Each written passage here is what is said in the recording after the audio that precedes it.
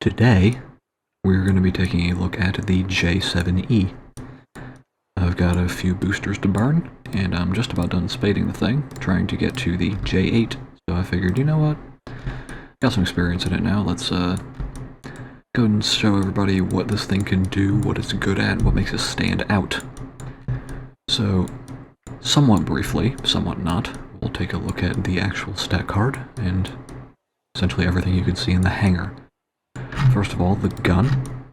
You have a essentially NR-30. It's a single 30mm gun. You have 60 rounds of ammunition. You have to be very accurate with your shots. It's fairly low velocity, not too low, but enough to be noticeable.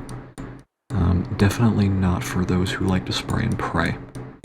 It also gets air-to-air missiles. You start out, actually, with two of your top-tier heat seekers, the PL-5Bs. You get this loadout stock, which is very nice. These are uncaged seeker solid IR missiles. They've got some good pull with 30 Gs. Yes, 30 Gs, Mach 2.5. They have, I'd say, moderate range for a higher-end IR missile. And they're just generally fairly reliable. And then eventually, or pretty quickly, I believe, yes, rank 2, you unlock the PL2 missile, which means you can then equip 2 PL5s and 2 PL2s with custom loadouts. The PL2 is your standard caged seeker IR missile. I would equate it to an AIM-9B or R3S or other equivalent. 10G pull, Mach 1.7.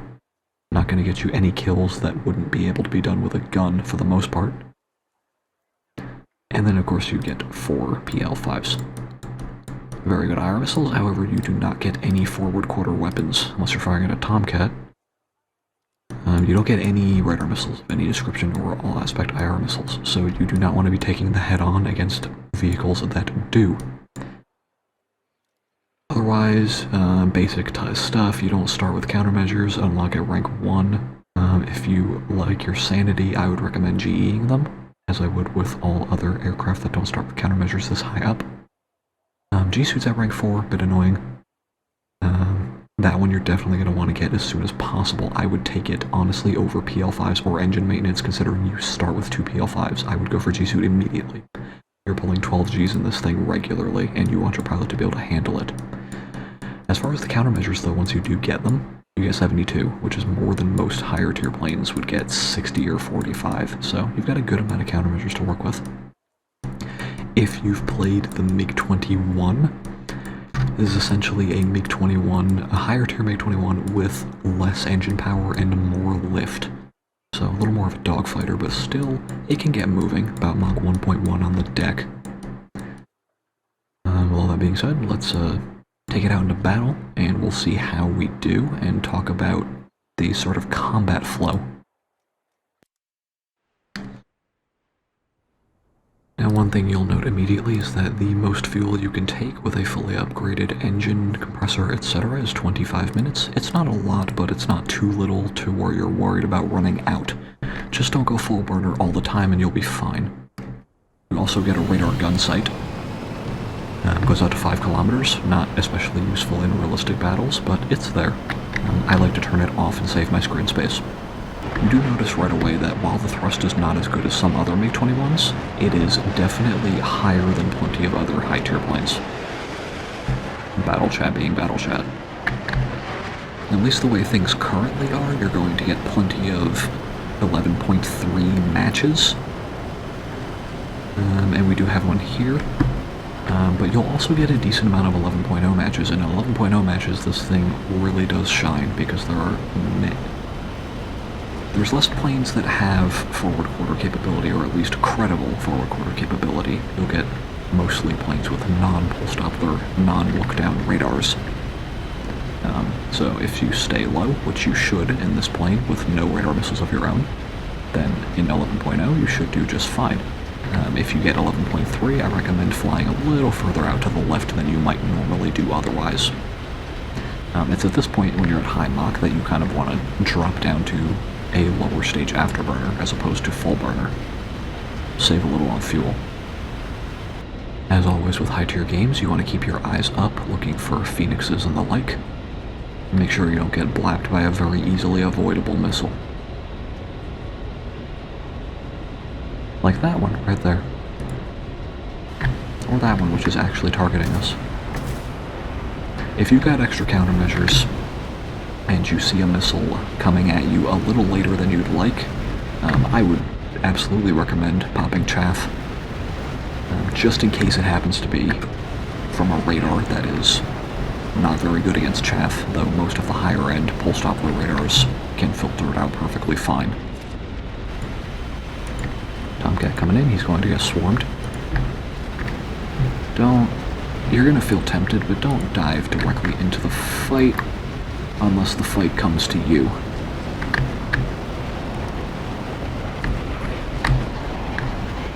And you don't want to take head-ons with 60 rounds of ammunition.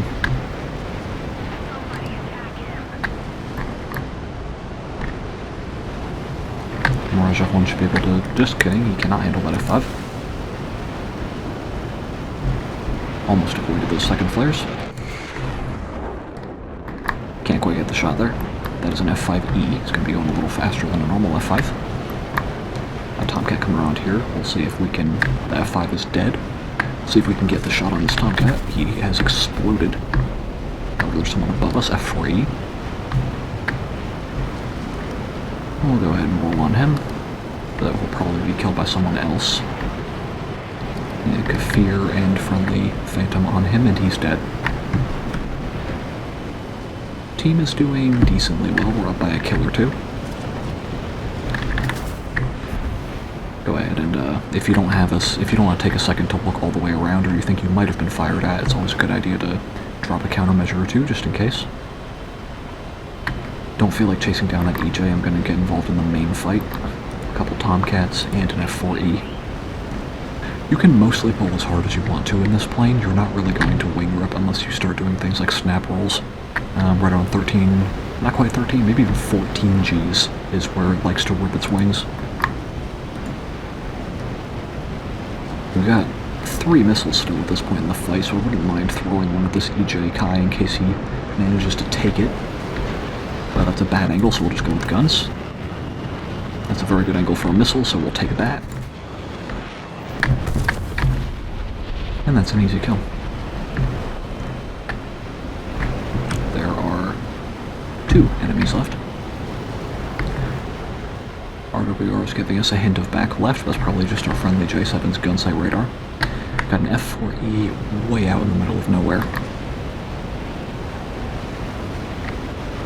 That is not an EJ, so he does not have a look-down radar. So we're going to take the front aspect engagement, because he cannot lock any targets this low. Also, we have some friendlies coming in to help us out as well. Flying in with a Mirage F1, F4M, which would be an FGR. And not that J7. That J7 is on the ground. We can conserve a little bit of fuel here. He's going Mach 1. You can see the shotgun there. He almost took a head-on missile from an FGR. And that one. Start spooling up a heat seeker. And a beautiful shot right here. Let's not hit our friendly. And that's a kill. How we managed to get ground force rescuer from that kill, I do not know, but we did get it. And that is a very, I'd say fast-paced match, but it was very manageable. Enemies came in small groups, and we were able to take them out systematically with most of our team in one spot. Now, you can play the fuel game one of 2 ways, to my mind. Number 1, you can do what I suggested in the first game, essentially cruise up to Mach with full burner, and then stick on your first stage burner and sit around at just over Mach 1, right around here, and save the fuel in case you get into a long engagement. Or option 2, which I will take seemingly at random, you instead go full burner whenever you want to accelerate, basically the entire time, except when you want to decelerate, and burn as much fuel as possible to get yourself as light as possible. Keep your turning rate up, stay maneuverable. So, you decide whether you'd like more endurance or performance. the same as which fuel load you take, essentially, but sort of mid-match adjustment as to how much you want to keep. Team is engaging in the middle. However, diving straight into the middle is never a good idea because this early on, there are still going to be enemies out here, like that A-10, and likely others, F-5 up there.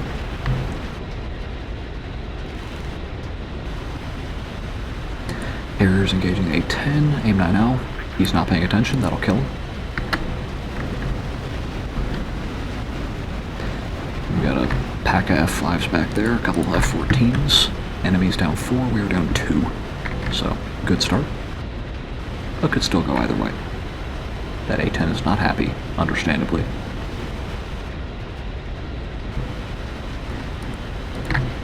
I'm going to... There's still one F-5 not in the fight at the very least, but I'm going to get involved because this is a swarm of F-5s and our team could very easily fall to them.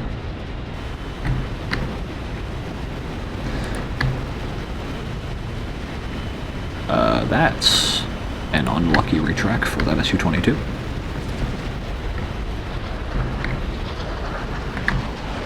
Don't need to do anything crazy to dodge head-ons, just make minor adjustments. You're going Mach 1. It doesn't take much to move large distances. You gotta remember the enemy has to hit you with his guns. It's not the easiest task in the world.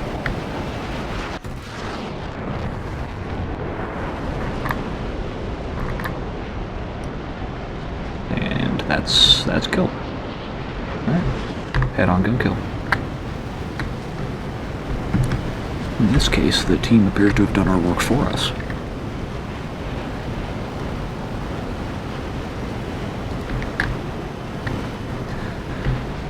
So we'll go looking for XP from other sources.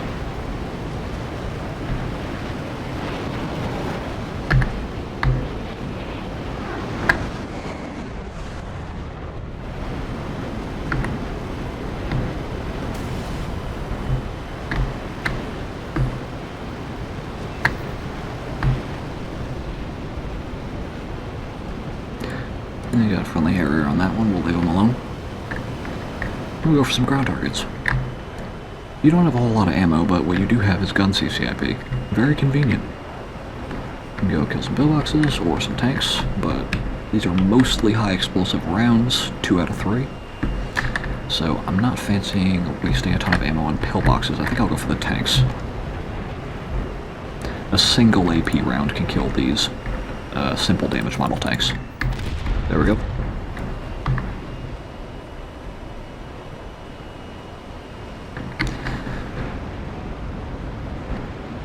Also, a tip about medium tanks if you're not familiar.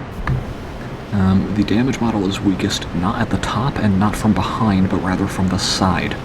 You can kill them with 50 cals from that angle if you're careful, sort of in the same way as pillboxes.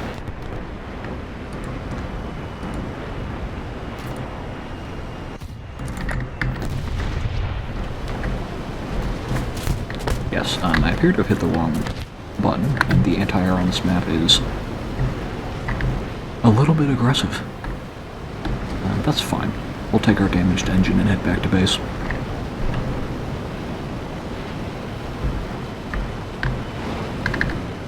Yes. When reaching to check and see if my flaps were extended, I hit gear. It has been a long time since I've done that, but now I can't say that anymore.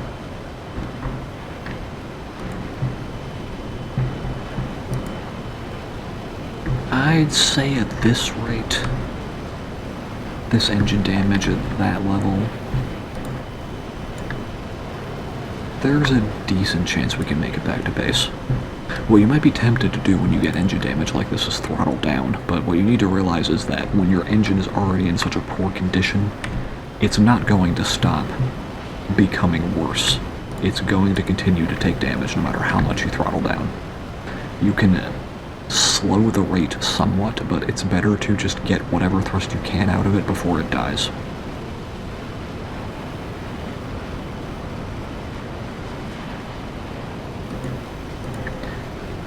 And that certainly works for me. I don't think we had enough energy to get back, but doesn't matter. the ground does not get its kill today. Now normally I would say rule of threes and end this after the next match, but only got 10,000 left on that bomb, and 20,000 left on the J-8. What do you say we end it on a high note and go until both of those are complete?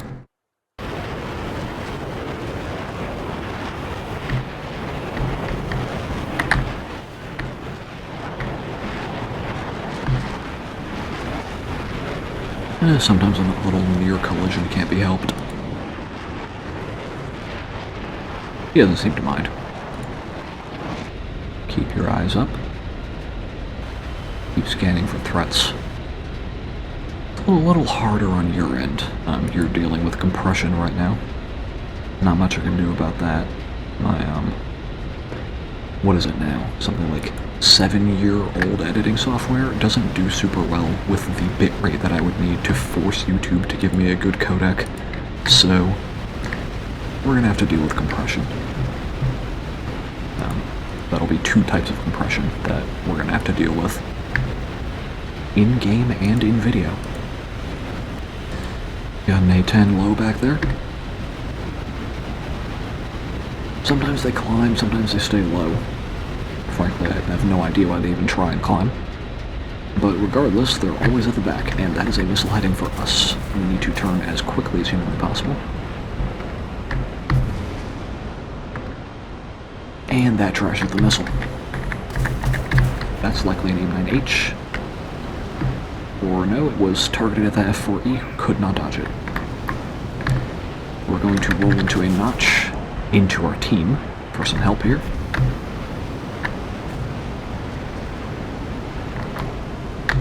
And that F-14 rolls out. It's chased by an F-5. So we will turn back in and engage the main fight. We've got no good reason to be chasing after a single Tomcat. Not when we know he can outrun us.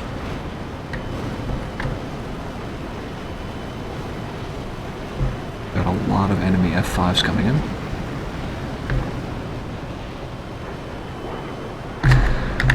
And the Tomcat is back.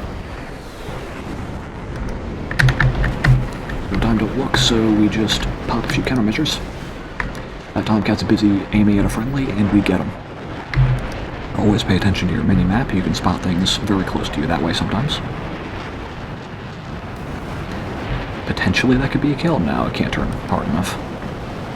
Sadly. Somebody's radar locking us from the rear. We're likely going to die here. But a little bit of evasive never hurt nobody. Alright.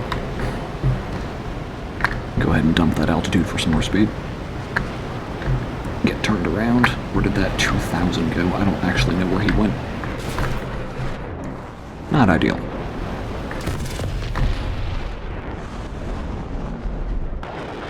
But eventually something like that had to happen.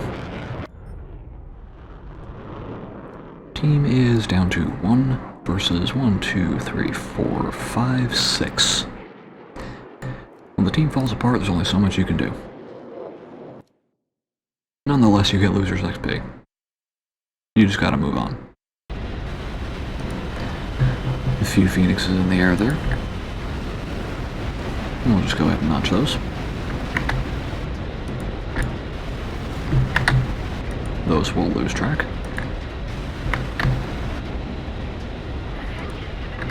And we'll turn back in. And he managed to kill one of our Phantoms, it looks like. That's to be expected. In any given Phoenix salvo, there's a decent chance that somebody dies. Just because they're not paying attention. Actually got a very good angle on this Tomcat, who's having to focus on the Su-22, and I'm focusing on the Tomcat, so...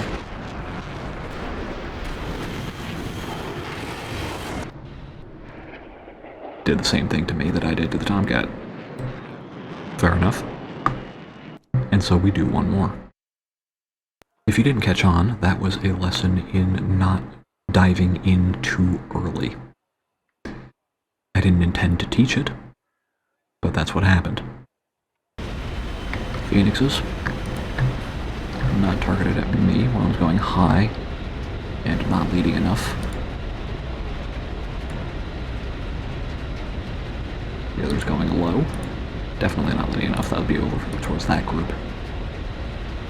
Higher Phoenix likely at that EJ. He's not going to see it coming because it ran out of fuel, so if it happens to have enough to get to him, he's just going to die. 2 more Phoenixes. Begin turning in.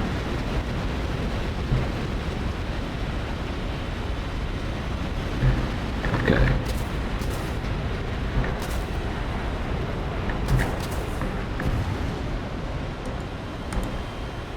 Essentially a solo engagement with a Tomcat, which is not something you want to be in essentially any plane.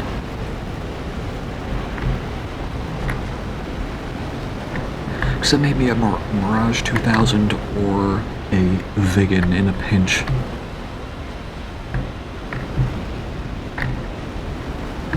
So we've doubled back to sort of catch up with some teammates. And we're going to help them take him down, and he's already dead. Teammates can be a wonderful resource when you lead them into one enemy. Usually they can handle that. Especially one distracted enemy.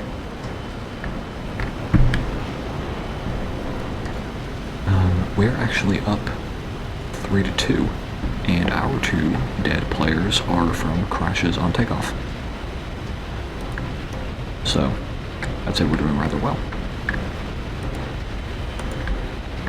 Got Tomcat over there, teammates over there.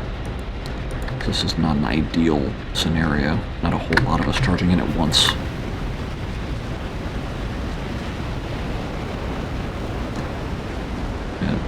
Get out of the way of that Sparrow we just saw coming there. Yes, that misses. Now well within sidewinder range, we're going to make that Tomcat extend a little more. Drop a little bit of speed. Move her a little harder. And that Tomcat. That one's dead. I hear another engine. I believe that's an attacker, and okay.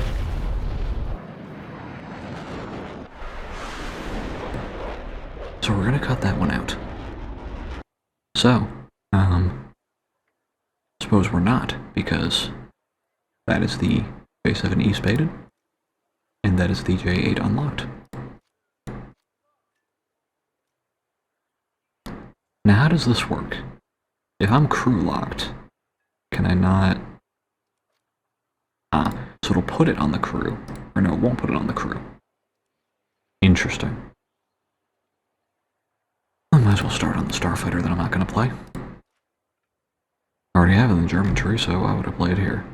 Same with the F5s. It did indeed not put it on this crew. So, I will wait for this crew lock to end and put the JA in this crew after that. However, that ends the J-7E Spotlight. A very good dogfighter, lacking entirely in forward quarter capability. However, if you employ some basic avoidance tactics for radar missiles and do some pre-flaring for all aspects, you should be able to get yourself into a situation where you can do some serious damage. Very fun plane, be very good for things like 1v1s, 2v2s, and customs. And plenty good for researching. See you all around.